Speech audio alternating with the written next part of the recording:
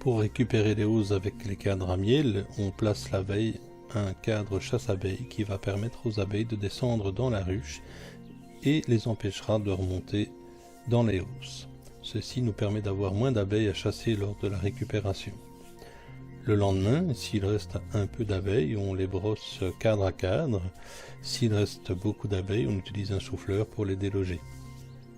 Cette année, c'était très difficile et nous avons dû utiliser les deux.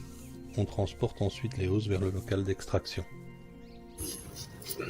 Le spray, c'est juste de l'eau? C'est juste de l'eau, oui.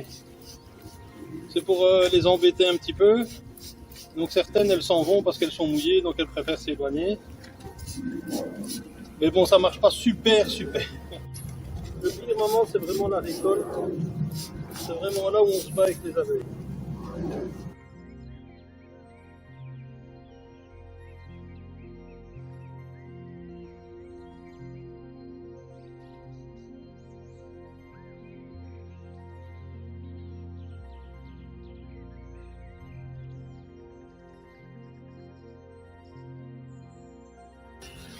Au moment où on récupère les housses, on chasse les abeilles, c'est là où on tue le plus d'abeilles, malheureusement, mais c'est difficile de faire autrement parce que,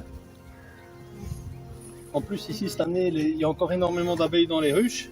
D'habitude c'est moins le cas, on est sur la pente descendante parce qu'elles vont préparer l'hivernage tout doucement. Puis comme il y a moins de fleurs, il y a moins de ressources, donc la reine diminue sa ponte pour équilibrer la rentrée de nourriture avec la ponte et les naissances. Et puis elle sait bien qu'elle ne peut pas avoir une ruche trop abondante pour l'hiver parce que sinon elle ne saura pas la nourrir, les stocks vont partir trop vite. Donc normalement on aurait déjà dû avoir une diminution de la population et c'est pas le cas, on a encore des ruches qui sont avec énormément d'abeilles. Ce qui fait que ici pour récupérer c'est difficile. C'est difficile.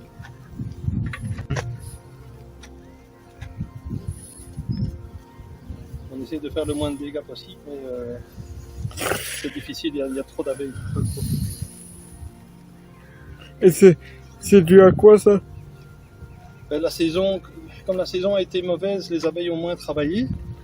Donc quand il pleut, elles ne sortent pas. Il a beaucoup plu. Quand il fait froid, elles ne sortent pas. Il a fait souvent froid.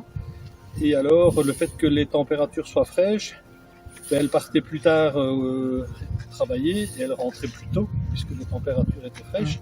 Parce que sinon, au printemps et en été, avec des températures normales, elles travaillent du lever du soleil au coucher du soleil. Or, cette saison, ça n'a pas été possible, malheureusement. Elles ont moins travaillé, donc leur durée de vie a été augmentée. Et donc il y a plus d'abeilles dans les ruches. Par contre, elles sont pas agressives. Tu vois, ici je les ai sur le gant. Elles viennent juste parce que j'ai de la propolis et sans doute un petit peu d'odeur de miel sur les gants. Donc elles viennent récupérer. Il n'y a aucune intention de piquer, Ouais, j'en ai eu aussi. Tu en as une sur ton chapeau? Oui, non, elles vont se poser, mais il y a aucune volonté, il n'y a aucune agressivité, rien du tout. Elles sont attirées par l'odeur du miel, hein, c'est logique.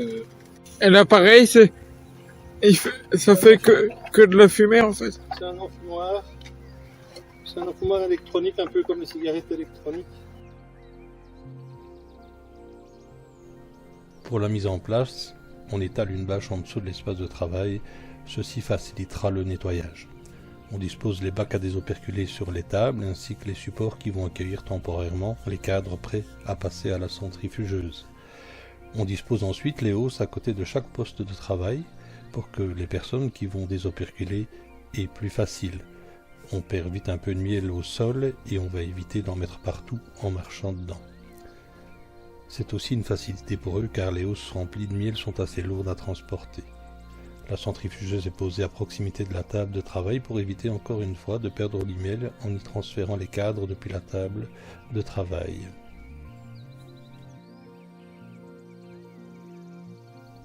Pour pouvoir extraire le miel, on place le cadre de miel sur le support et on enlève les opercules de cire à l'aide d'une petite herse ou d'un couteau.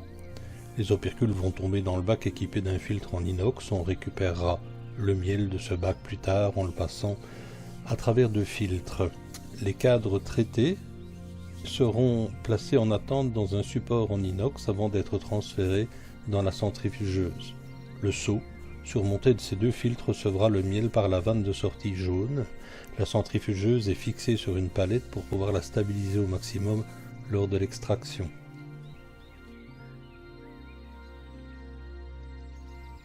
Le travail sur les cadres à miel se poursuit et pendant ce temps, à l'aide du moteur électrique de la centrifugeuse, on va faire tourner 9 cadres afin d'en extraire le miel. Les abeilles construisant les alvéoles avec une petite inclinaison pour éviter que le miel ne coule dans la ruche, il suffit d'utiliser la force centrifuge pour que le miel soit projeté sur les parois de la cuve en inox.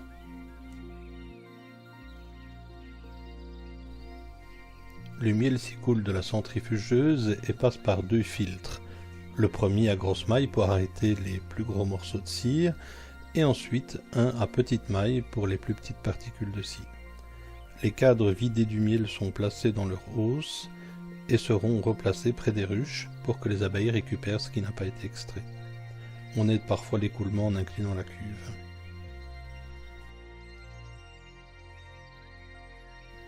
Pour le miel liquide, après quelques jours, nous enlevons les toutes petites particules de cire qui n'ont pas pu être filtrées et forment maintenant une pellicule blanche à la surface du miel. Nos seaux à miel sont équipés de vannes que nous utilisons pour mettre le miel en pot manuellement. Nous contrôlons la quantité de miel avec une balance et le niveau à atteindre dans le pot.